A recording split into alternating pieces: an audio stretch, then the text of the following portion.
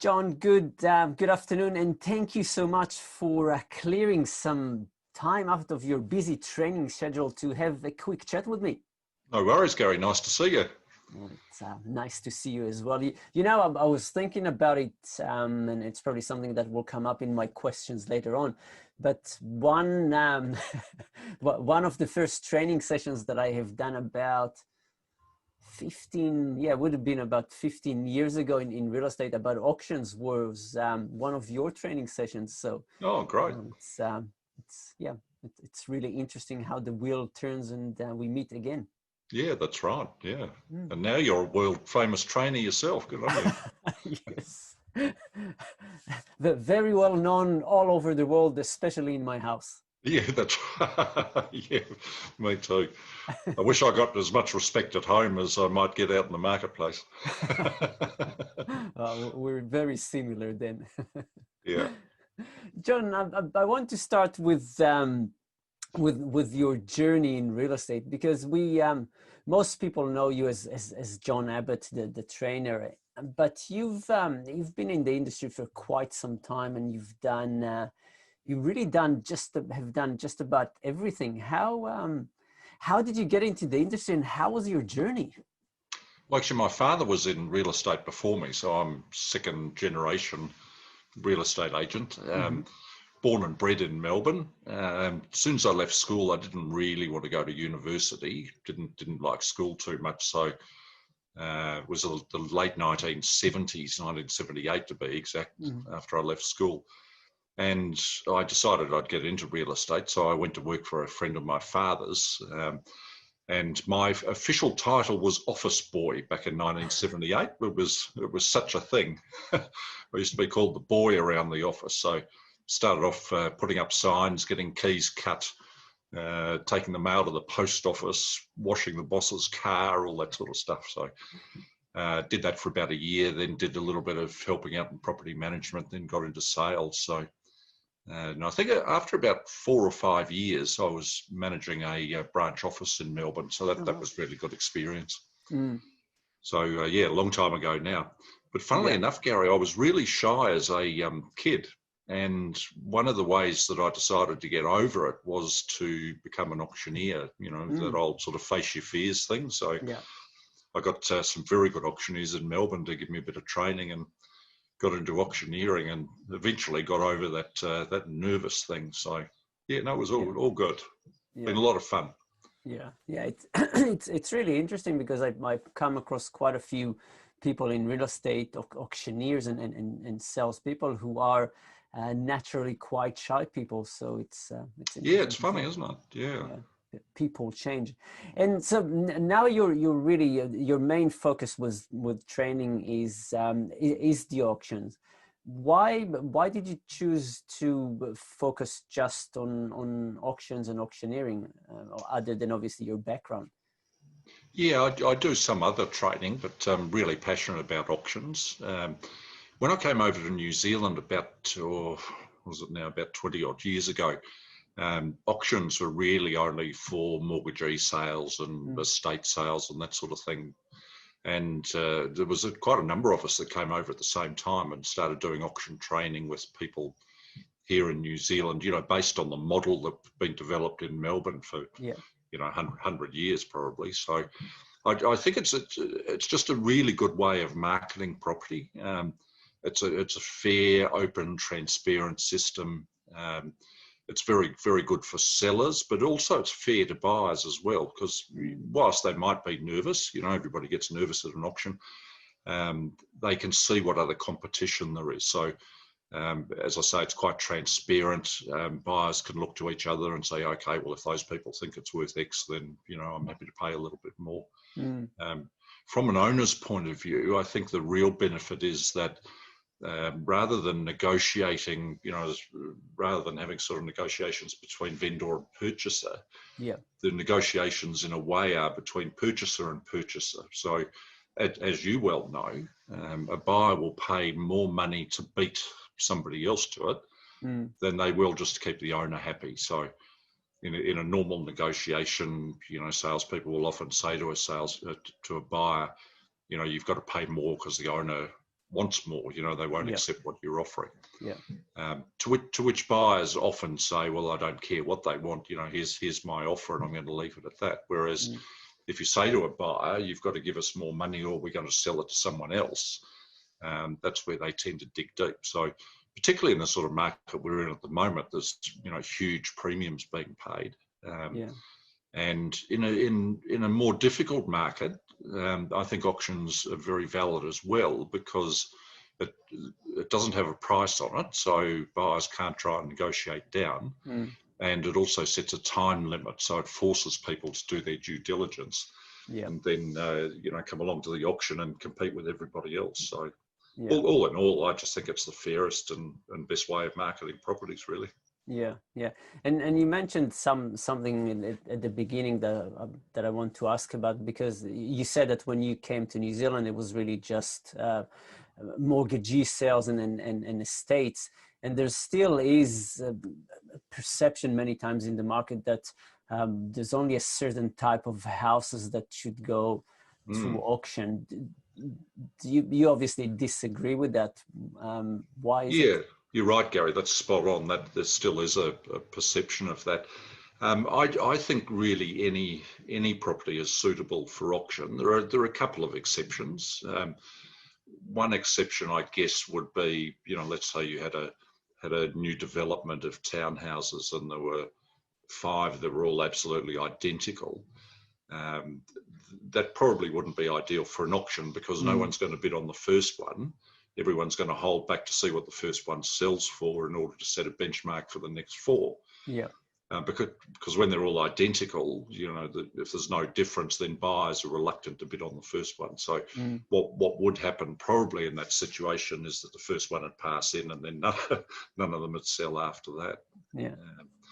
But, you know, I've sold a lot of subdivisions over the years where we've had, say, you know, 50 sections or pieces of land that are similar. You know, they're all in a similar price range, but they've all got sort of slight differences. You know, some are north facing at the back, some are, you know, on the sort of side of the hill, whatever.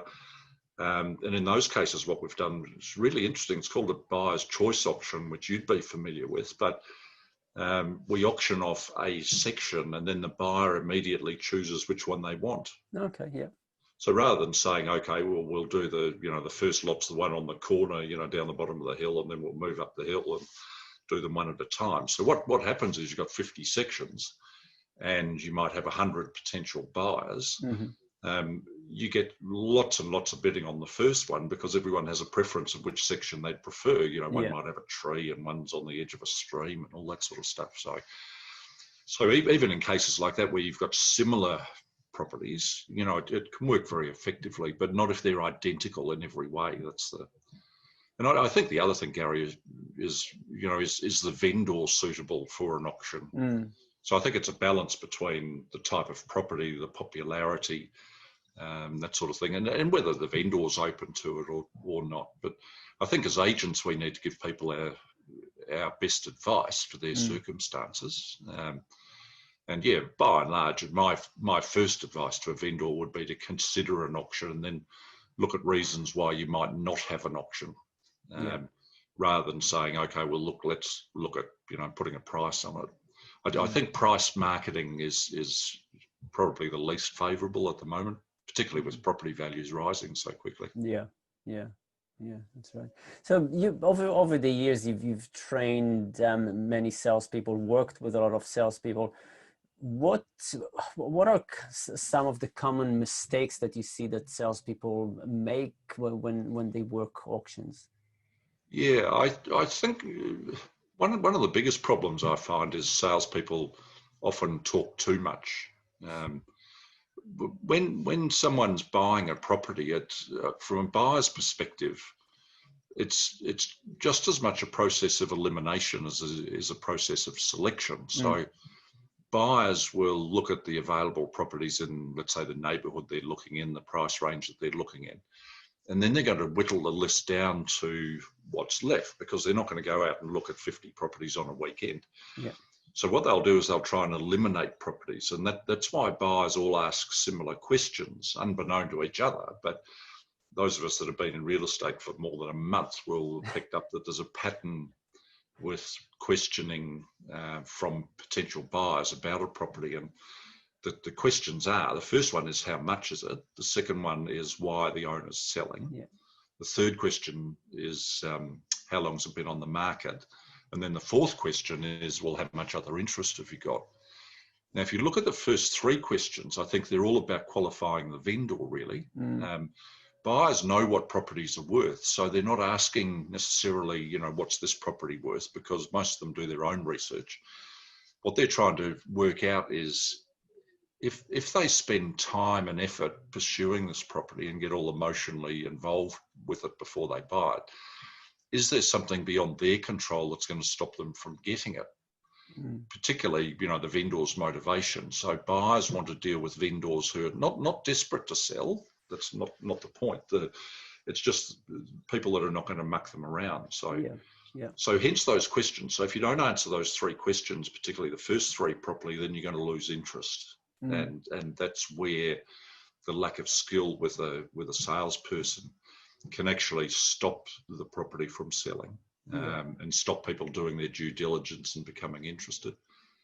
You know, imagine ludicrously, imagine saying to a buyer when they say, well, why are the owners selling? Imagine saying, oh, look, they're just testing the market. They don't really care whether they sell or not. I mean, it's hardly encouraging for people to go out and, you know, get a building inspection and talk to their lawyer and, you know, spend time with a bank. So I think sometimes it's best just to answer the questions and move on and sort of stay out of the way of the buyer, really. Don't give them reasons not to buy it.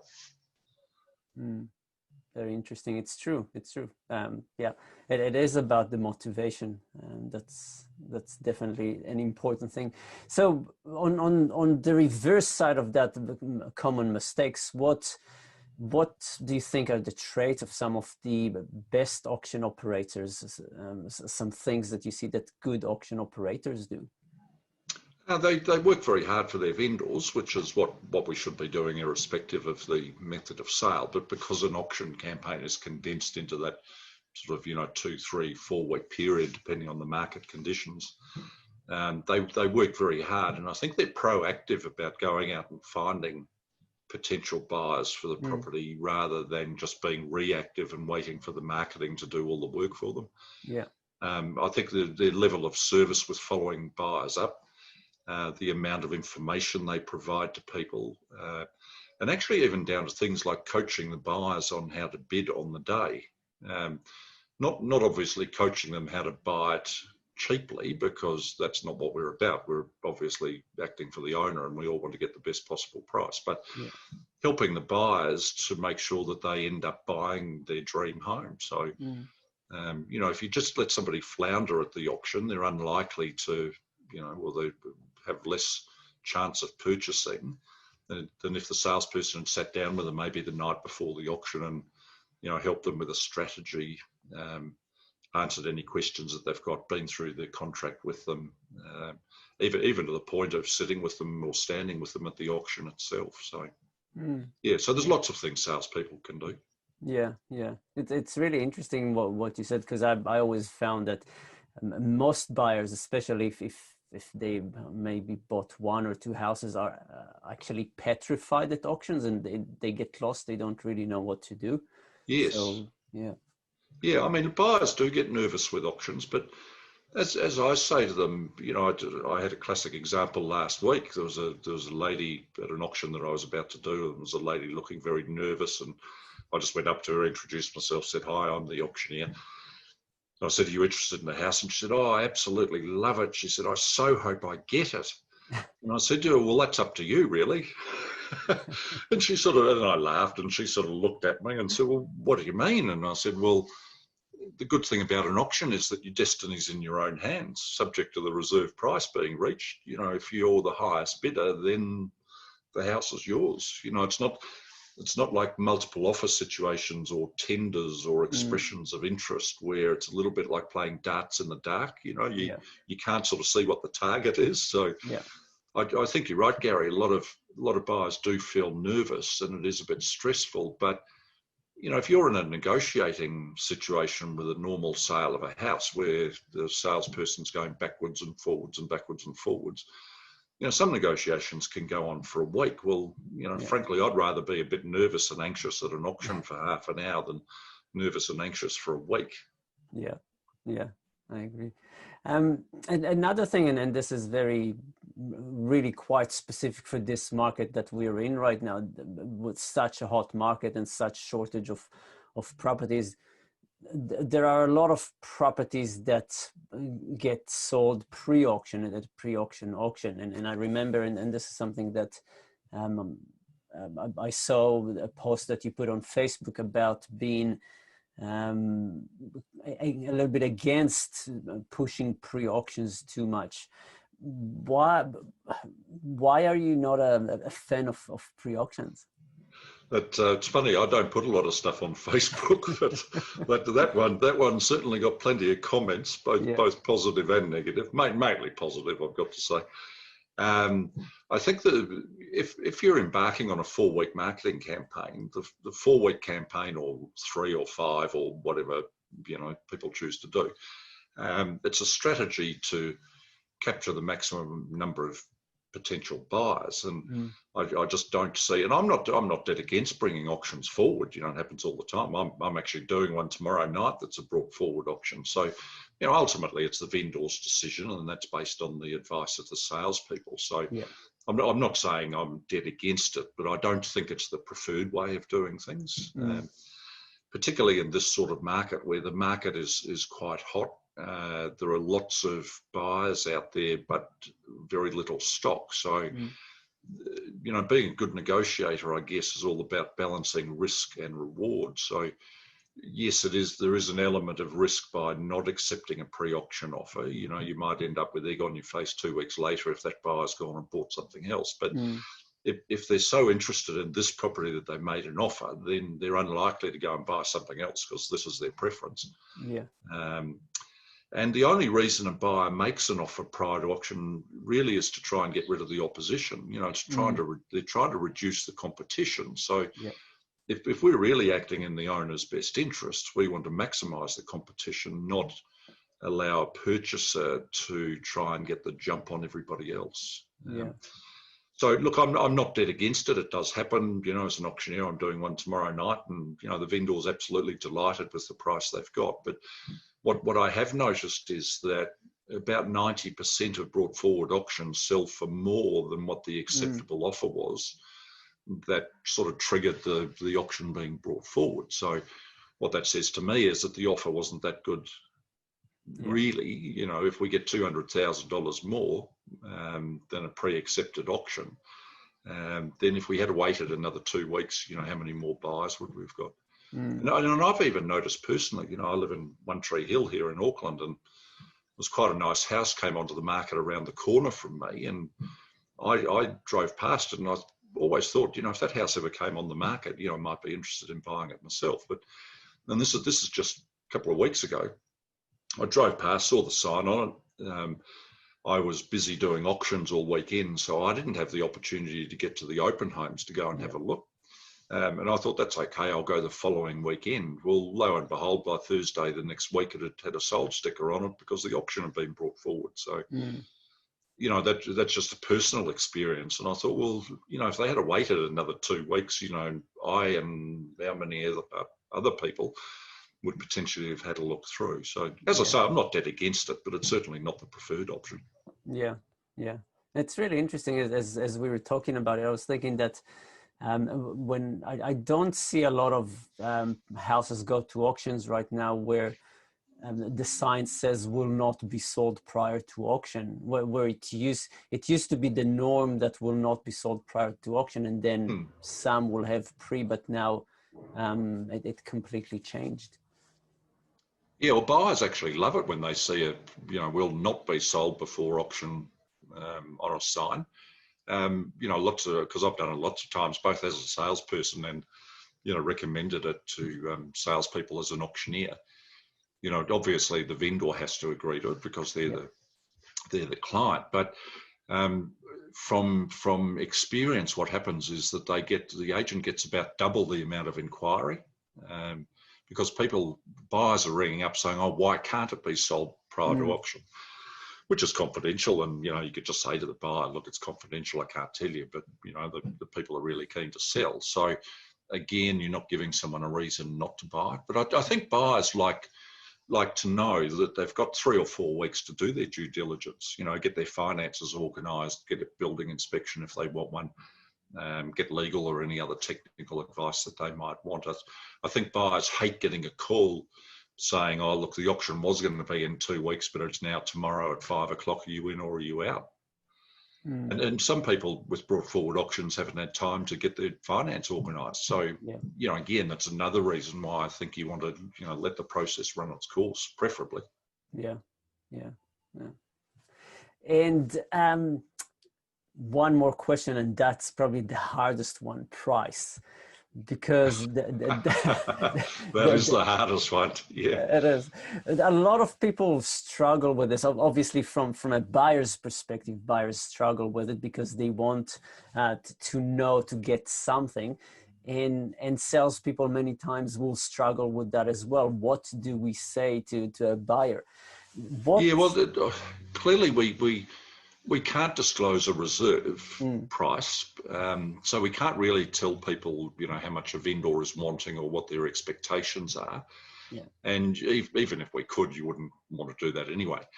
I always found, and as we discussed earlier on, that buyers, it's their first question, sort of how much is it, or what are you expecting?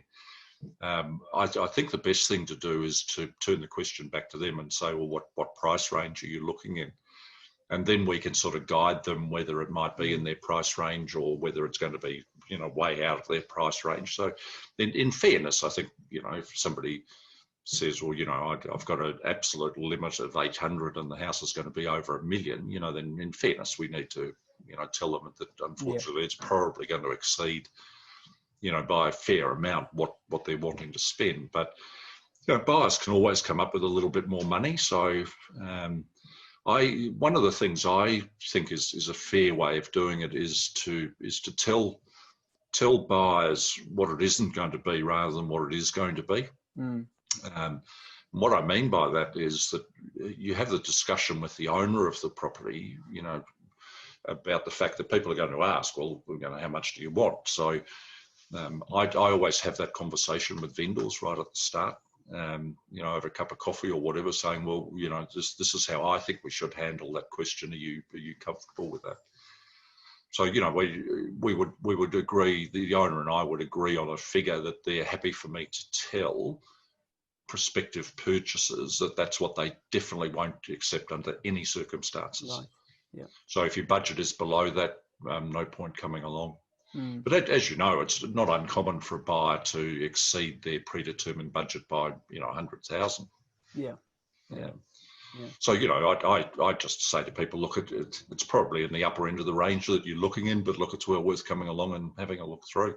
Yeah, very good. Is there anything else that you think we need to guide salespeople with in terms of auction to make their life better, to make them better auction operators? Look, I think getting the scripts and dialogues is the thing, really. And it's all about not giving people a reason not to pursue the property. So to some extent, we need to stay out of the way a little bit. As I say, don't those 4 questions that people ask need to be handled properly and succinctly, and provide people with as much information as you can give them, and try and stay out of it. I think the other thing is, regular, honest feedback to the owners of the house about how it's proceeding as well. Yeah. And that applies to every type of listing, obviously, but it's particularly important with auction properties. As most of us do, I prefer to meet with the vendors at least once a week, if not twice a week. But you need to discuss with the vendors at the start of the process that, we will be honest with them. They might not like everything that they hear, the feedback from the market, but that it's not my opinion.